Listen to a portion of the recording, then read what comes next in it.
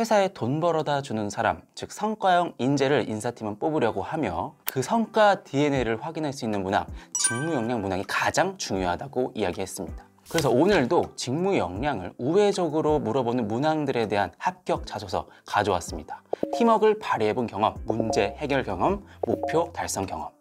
바로 작성 꿀팁 알려드리도록 하겠습니다. 제가 수백 개의 합격 답변들을 분석했고요.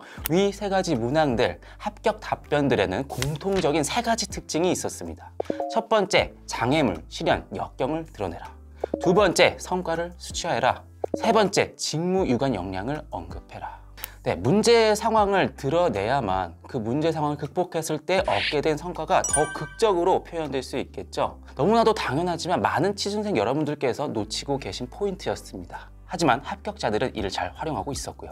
그리고 취준생들의 성과, 이 성과를 계량화했을 때 대단치 않을 수 있습니다. 그럼에도 불구하고 여러분들의 자소서를 보시는 분들, 현직자들은 숫자로 말하는 사람들입니다. 그리고 여러분들을 평가하는 인사팀 또한 현직자죠. 숫자라는 강력한 도구를 활용해 인사팀의 눈길을 사로잡고 있었습니다. 그리고 M1 역량을 언급하지 않았습니다. 오른손잡이가 필요한 자리라면 본인이 오른손잡이다 라고 말씀하고 계셨습니다. 영업은 영업답게, 재무는 재무답게 각 직무에 필요한 역량들을 언급하고 있었습니다. 제가 말씀드린 세 가지 특징들, 실제 합격 자소서엔 어떻게 나타나고 있는지 한번 살펴보도록 하겠습니다. 네, 먼저 첫 번째, 팀워크를 발휘해본 경험, LS전선의 재무직 지원자입니다. 단체 생활 중 발생한 문제 상황을 개선하거나 해결한 경험에 대해서 구체적으로 작성해 주세요. 그래서 세 가지 합격 포인트 한번 살펴보도록 하겠습니다. 먼저 장애물, 실현, 역경. 네, 이분 같은 경우에는 창업 초기 멤버였다고 합니다. 창업 초기니까 들어온 돈이 없었겠죠. 그래서 매달 사무실 임대료로 고통받았다고 해요. 창업 초기 자금난, 역경을 잘 드러내 주셨죠. 그리고 성과 수치화, 이분은 첫 문장부터 두 가지식으로 본인의 성과를 숫자로 잘 말씀해 주고 계십니다. 200만 원의 투자, 스톡 옵션으로 1,700만 원의 가치를 받을 수 있었다. 이렇게 숫자로 언급하면서 본인이 조직에 기여한 바를 드러내고 있는 것이죠. 마지막으로 살펴봐야 할 것이 재무 직무에 필요한 역량을 제대로 언급하고 있는지에 대해서인데요. 키워드로서 양보, 배려가 나왔고, 이분이 전반적으로 문제를 해결하는 방식을 돌이켜 봤을 땐 조직에 대한 희생 정신이 드러나는데요. 아르바이트로 부족한 시간은 주중밥, 주말에 떼었다고 하고요. 끈기도 드러나는 지원자입니다. 양보, 배려, 희생 정신, 끈기. 다소 모든 직무에 통용될 수 있는 보편적 역량 드릴 텐데요. 너무 동떨어지는 것만 선택하지 않으면 됩니다. 세 번째 조건도 충족한 합격 자소서 예시다 라고 말씀드릴 수 있겠습니다.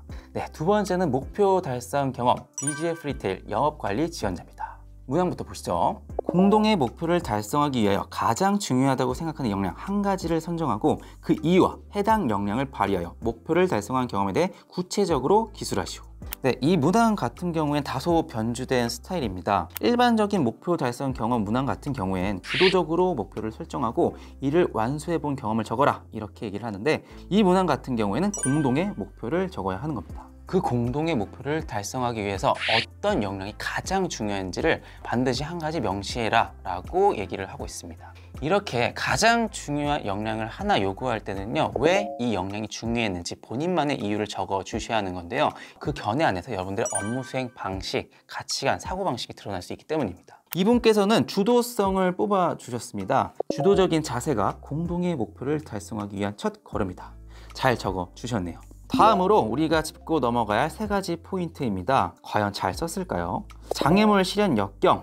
네, 이분 같은 경우엔 에어컨 청소업체 근무 시절 이야기를 잘 적어 주셨죠. 여름 성수기에 예약이 2배가량 급증했다고 합니다. 하루 할당량을 못 채웠고요. 컴플레인이 발생했다고 해요. 문제 상황을 잘 말씀해주고 계시네요. 그리고 소주제부터 성과를 숫자로 제시하는 것 아주 좋습니다. 25% 단축. 그리고 마지막 부분에서 숫자 퍼레이드가 나오죠. 그 결과 평균 작업 시간을 2시간 단축했다.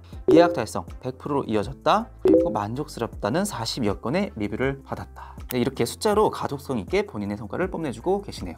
네, 그리고 마지막으로 살펴봐야 할 것이 편의점 영업관리에 필요한 역량을 제대로 언급하고 있는지에 대해서인데요. 영업관리직 입사 초기에 현장에 배치가 됩니다. 점주들을 관리하고요. 실제로 고객들을 직접 응대하기도 합니다. 주인의식, 열정, 다시 말해 주도성이 정말 필요한 직무거든요. 이분께서는 영업관리 직무에 정말 필요한 역량을 잘 언급해 주셨다 말씀드릴 수 있겠습니다. 네, 마지막으로 직무를 우회적으로 물어보는 문항, 문제 해결 경험입니다. SK에너지 마케팅 직무 지원자입니다.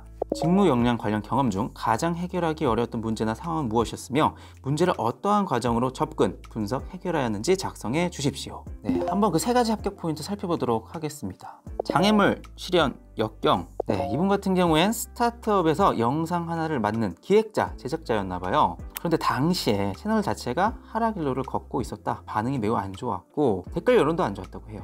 그리고 성과 수치화, 마지막에 숫자로 잘 표현을 해주셨습니다. 실제로 2달 안에 구독자 수 10만 증가, 평균 조회수는 2배 향상시켰다. 그리고 직무 유관 역량을 제대로 언급하고 있는지 살펴봐야 할 텐데요. 네, 문제 상황을 잘 드러내 주셨고 수치로서 가시적인 성과를 드러낸 것은 잘 해주셨지만 직무 유관 역량은 다소 언급이 좀 부족했던 것 같습니다. 문제 상황을 어떻게 해결하고자 했는지 액션이 조금 더 구체적으로 드러나야 문제 상황에 대처하는 지원자의 업무 스타일, 사고방식, 가치관을 잘 알 수 있는데요. 액션이 부족하다 보니 직무 역량을 직관적으로 파악하기 어려웠습니다. 두 가지식으로 간단히 언급만 해줬어도 문항 의도에 크게 벗어나지 않았을 텐데 이는 다소 아쉬운 부분이네요. 네, 부족한 부분은 제가 채찍도 드려야 하니까 언급을 드린 것이고요. 일단 합격했으니까 인정받은 것이겠죠. 면접장에서 자소서 기반 예상 질문들만 잘 준비해 가시면 되겠네요. 네, 오늘 이렇게 직무 역량을 우회적으로 물어보는 문항들에 대해 그 답변, 합격 특징들 설명드렸는데요. 지금까지 총 6강의 영상 시청하시느라 여러분들 고생 많으셨습니다. 다음 2 영상이 이번 커리큘럼의 꽃이라고 할 수도 있을 것 같아요. 도대체 어떤 자소서가 합격하고 어떤 자소서가 광탈하는지 그 특징들에 대해서 안내드리는 회차로 인사드리도록 하겠습니다. 감사합니다.